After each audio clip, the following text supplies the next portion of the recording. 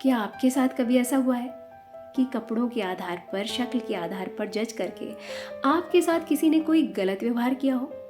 ऐसे जजमेंटल लोग कैसे होते हैं, बताती है एक कहानी जब इन्फोसिस फाउंडेशन की हेड सुधा मूर्ति के साथ कुछ ऐसा ही हुआ। एक बार सुधा मूर्ति लंदन के इंटरनेशनल एयरपोर्ट पर बेंगलोर की फ्लाइट लेने के लिए बिजनेस क्लास की लाइन में खड़ी थी।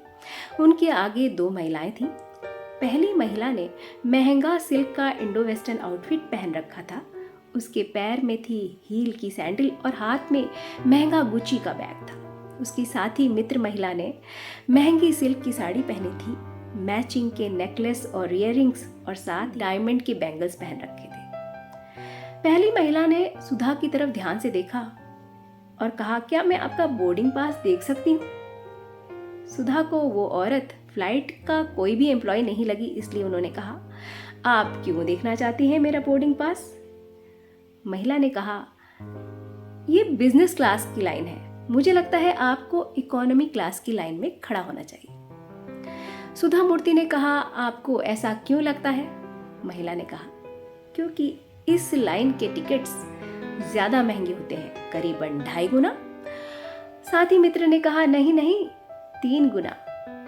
और हाँ, हमें ज़्यादा सुविधाएं मिलती हैं, हमें 2 हैंड बैगेज ले जाना अलाउड है, हमारा खाना ज़्यादा बेहतर होता है, हमारी जो सीट होती है उसे हम फैला कर लेट सकते हैं, और हाँ, हमारे लिए हमेशा टीवी स्क्रीन अवेलेबल रहती है, ज़्यादा वॉशरूम्स अवेलेबल रहते हैं। तो उम्मीद है आप अब समझ गई होंगी कि आपको क्यों उस लाइन में खड़ा होना चाहिए। सुधा को शरारत सूझी। उन्होंने कहा, मैं उस लाइन में नहीं जाऊंगी। दोनों महिलाओं ने आपस में बात करते हुए कहा, छोड़ो, ये कैटल क्लास लोगों से बहस करने का कोई फायदा नहीं।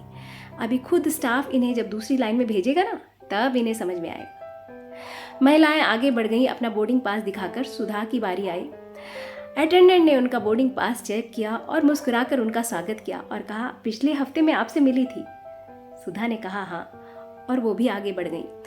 और उन महिलाओं ने मुड़कर पीछे देखा कि सुधा के साथ क्या हो रहा है। सुधा उन महिलाओं के पास गई और उन्होंने कहा, आपको क्या देखकर लगा कि मैं बिजनेस क्लास का टिकट नहीं अफोर्ड कर सकती, और किस आधार पर आपको ये लगता है कि आपको दूसरों को ये बताने का हक है कि वो कहाँ खड़े हों? मैंने आपसे कोई मदद तो नहीं मांगी थी। पहले तो महिलाएं चुपचाप सुधा मूर्ति की बात सुनती रहीं, लेकिन बेंगलोर पहुंचने के बाद जो कुछ हुआ वो वाकई ऐसे लोगों की सच्चाई बताता है। 8 घंटे बाद फ्लाइट बेंगलोर पहुंची। सुधा ने अपना सामान उठाया। वो वीकडे था, उनका बिजी शेड्यूल था। उन्होंने कई मीटिंग्स अटेंड की। उसके बाद प्रोग्राम के डायरेक्टर से कहा, अब मैं जेट लैग महसूस कर रही हूँ, अब बाकी आगे आप संभाल लीजिए।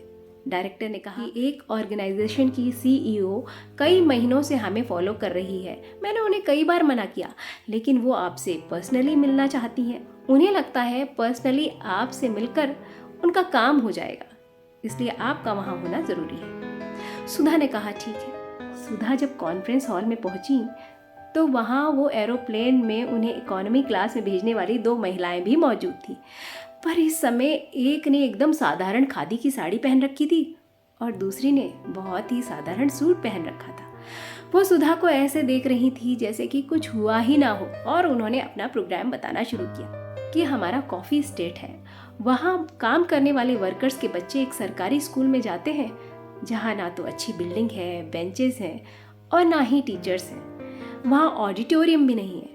अगर आपका फाउंडेशन मदद करेगा तो ये गरीबों के बच्चे अच्छे स्कूल का आनंद ले पाएंगे। सुधा मूर्ति ने पूछा, कितने बच्चे हैं वहाँ?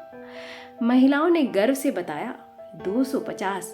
और हाँ, इस सरकारी स्कूल को हमारे पिता ने सैंक्शन करवाया था जब वो एमएलए थे।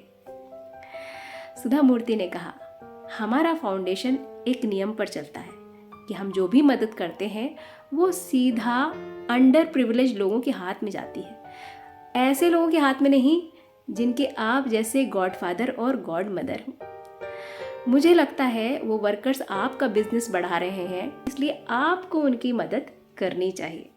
अक्सर गलत तरीके से कमाए गए पैसे वाले लोग दूसरों को कैटल क्लास समझते हैं। वैसे क्लास कपड़ों से नहीं आता। तो देखा आपने, कपड़ों के आधार पर, शक्ल के आधार पर दूसरों को जज करने वाले लोग चाहे जितने पैसे कमा लें, वो खुद कभी अमीर नहीं होते। दूसरों को लूटने के लिए हमेशा उनके हाथ खुले रहते हैं।